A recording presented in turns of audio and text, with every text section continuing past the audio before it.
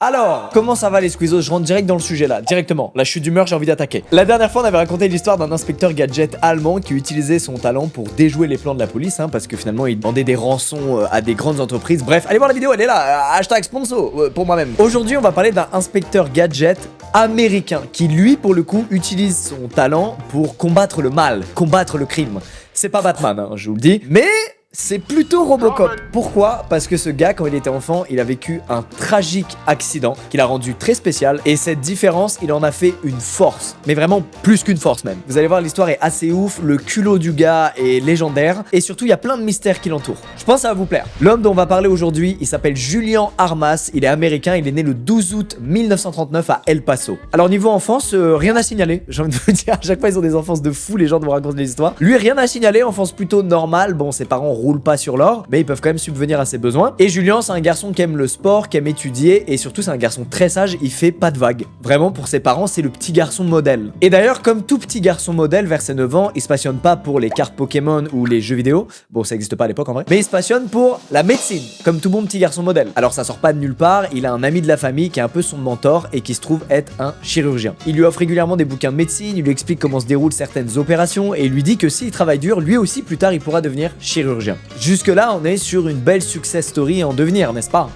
Mais, vers ses 11 ans, Julien fait une énorme connerie et tout bascule. À l'époque, il a un passe-temps pas dingue, c'est traîner sur des chemins de fer avec ses potes.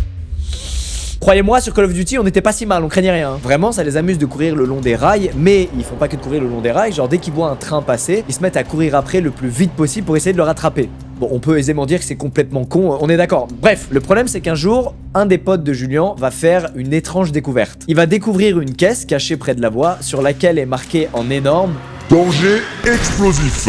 Cette caisse, c'est rien d'autre qu'une caisse remplie de détonateurs ferroviaires. En gros, c'est des dispositifs qui permettent aux ouvriers d'avertir les conducteurs de train si jamais il y a un danger plus loin. Alors, pour les trains, c'est un truc qui est tout à fait safe, évidemment, il n'y a aucun accident créé à cause de cette manière-là de prévenir les conducteurs. Par contre, ce qui n'est pas prévu, c'est que deux enfants tombent sur la caisse, la prennent et la ramènent chez eux.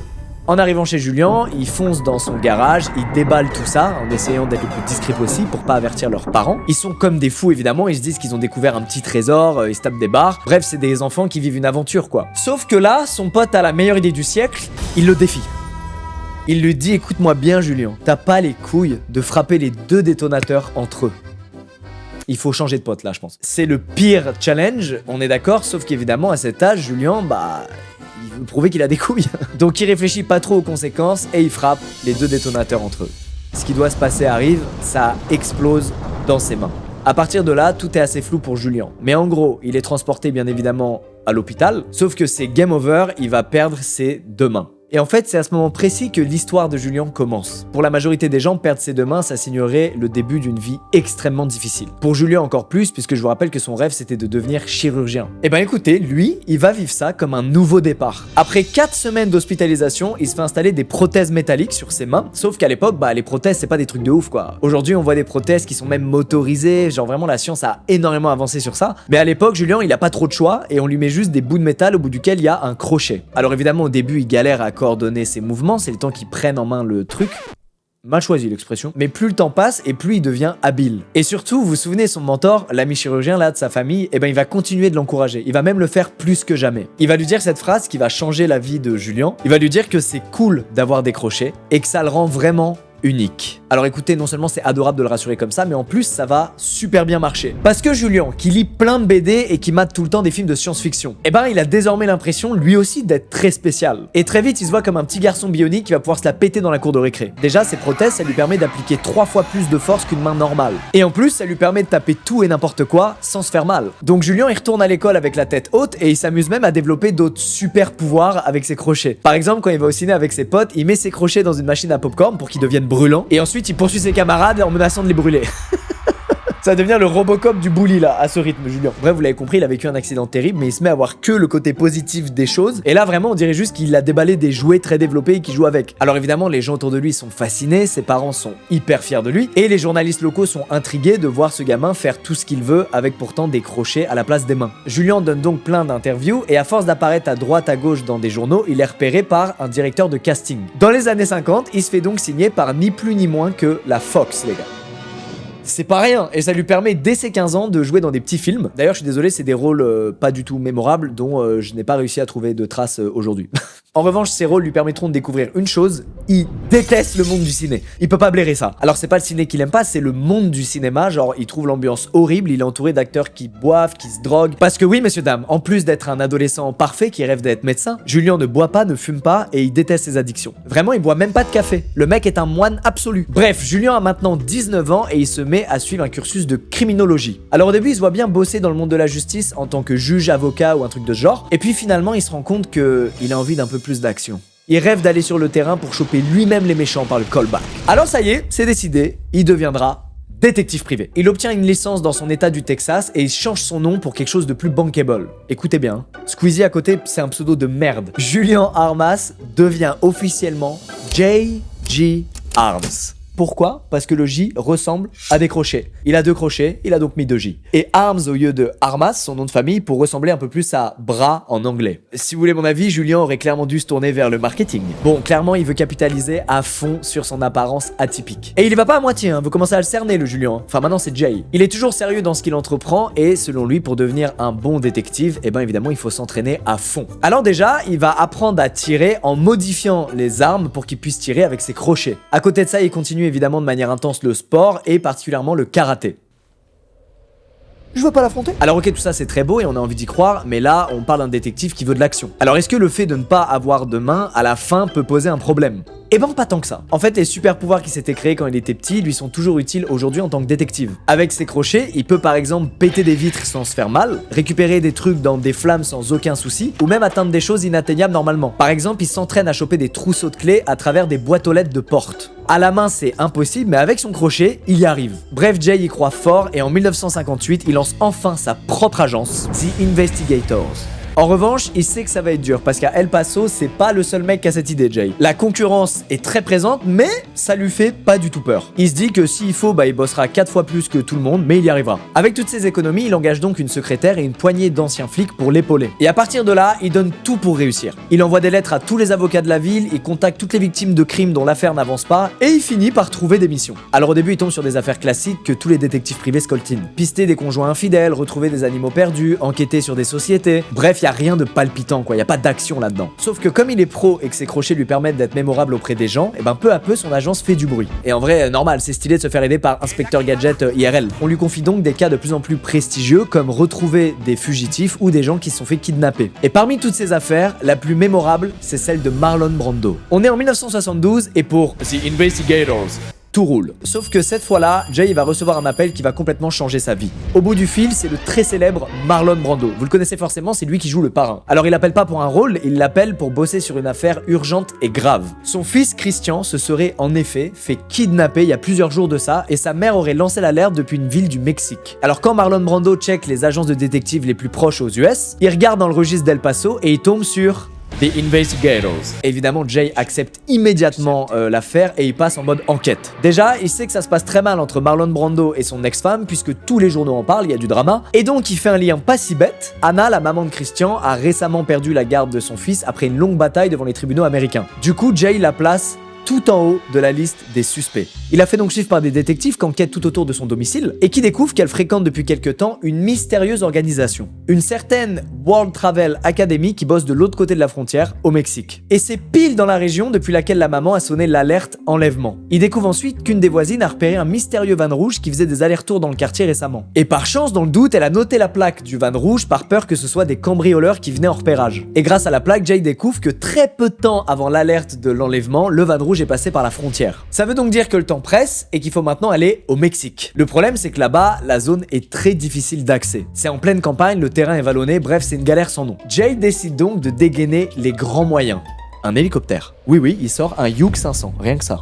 On dirait que je connais les hélicos, c'est faux, je m'invente une vie. Alors, ceci dit, il est pas complètement fêlé, il s'entoure quand même en renfort de 5 policiers mexicains qui refusent de monter dans l'hélico une fois qu'ils découvrent qu'ils comptent le piloter avec des crochets. Tout le monde a peur qu'il se plante, personne lui fait confiance. Ce sera seul que Jay fera des rondes en hélico. Pendant des jours entiers, Jay va donc écumer les airs, seul dans son hélico, à la recherche du moindre indice. Et au bout de 4 jours, Jay aperçoit enfin le van rouge depuis les airs. Et quand il sort ses jumelles pour voir ça de plus près, il voit que c'est la bonne plaque d'immatriculation, c'est le bon numéro. Jay réfléchit à un plan et les flics qui l'accompagnent en voiture le rejoignent non loin du lieu où ils ont aperçu le van. Le plan de Jay, c'est qu'ils interviennent tous ensemble une fois la nuit tombée, qu'ils prennent le van rouge par surprise, ce qui leur permettra de beaucoup plus facilement maîtriser tout le monde et d'éviter une fusillade. Ce à quoi les flics répondent ok, nous on a un autre plan, c'est t'y vas en premier, en reconnaissance, et ensuite nous on avise. Allez, va! Et ben devinez quoi, Jay ça lui fait pas peur. Même s'il doit y aller seul et qu'il peut compter que sur lui-même et ses crochets, il s'en bat les couilles. Il attend que la nuit tombe et il s'infiltre à pied en direction du camp dans lequel il a aperçu le van rouge. En arrivant là-bas, il aperçoit plusieurs types au loin, mais il est incapable de dire s'ils sont armés ou pas. Et puis au fond du camp, il voit l'ombre d'un petit garçon à travers une tente. Pas de doute pour lui, c'est Christian. Alors Jay met un plan extrêmement minutieux en place. Il prend des notes détaillées de l'emplacement de chaque gars qu'il aperçoit. Il définit ensuite l'emplacement idéal de chaque flic pour prendre tout le monde par surprise. Il réfléchit à dans quelle direction fuir avec le gamin pour qu'il s'en sorte indemne et rien de tout ça. Voilà. Jay prend juste ses énormes couilles, son gun et il court en plein milieu du camp. Et écoutez, la scène est tellement lunaire, genre ils s'y attendent tellement pas les mecs en face dans le camp que ça marche. Alors déjà parce que Jay, oui, est certes très impressionnant, mais surtout parce que le gang de kidnappeurs s'avère être en fait un groupe de hippies complètement défoncés. Voilà. Ils sont à moitié à poil, les mecs ils sont en plein trip donc ils comprennent absolument pas ce qui se passe. Ils voient Robocop sortir d'un buisson et leur gueuler dessus, ils se rendent direct. Voilà, ils font aucune histoire. Tout le monde se met sagement au sol, les mains dans le dos et les flics finissent par rejoindre Jay et par menotter tout le monde. Jay lui il fonce dans la tente où il y avait l'ombre du gamin et en effet c'est bel et bien Christian qui est visiblement très malade mais qui a priori subi aucune violence. Bref, les hippies se font arrêter et Jay file en direction des US avec Christian à bord. Il est sauvé. À la suite de cette affaire, Jay confirme donc que c'est bel et bien la mère de Christian qui a organisé le kidnapping, du moins en partie. En fait, à la base, elle avait demandé à un groupe d'amis à elle un peu paumés, donc ces fameux hippies, de cacher Christian quelque temps contre 10 000 $, sauf que elle leur a jamais filé les 10 000 $. Donc le groupe d'amis un peu paumés ont décidé de garder Christian un peu plus longtemps que prévu, quoi, le temps que les 10 000 $ arrivent. C'est donc là que c'est parti en couille, mais c'était sans compter sur The Investigators. Bref, la nouvelle de la libération de Christian fait le tour du monde, puisque c'est le fils de l'un des top acteurs d'Hollywood du moment, et Jay, bien entendu, fait évidemment la une de tous les journaux. Et c'est normal, il vient de faire un sauvetage héroïque, sans bavure, comme un crack, c'est magnifique. Et vous imaginez bien que quand les journalistes découvrent en plus de ça que le type n'a pas de bras et de mains, ah bah c'est légendaire évidemment, et donc tout le monde se l'arrache. Tout va aller méga vite pour Jay. Déjà, il va se retrouver à la télé tous les jours. Vraiment, il va faire tous les plus gros talk shows des US qui sont fascinés par son histoire, mais il va aussi se retrouver dans des productions comme Hawaii 5-0, une série culte de l'époque. Et oui, les producteurs sentent qu'il y a un coup à jouer, vu le personnage, et il lui propose donc d'incarner, roulement de tambour, Hookman. L'homme au crochet, il y a aucune subtilité vraiment. Mais écoutez, ça va pas s'arrêter là. Le coup du héros gentil qui traque tout le monde avec ses super pouvoirs, ça attire aussi les fabricants de jouets pour enfants. Et c'est parti pour la figurine de Jay.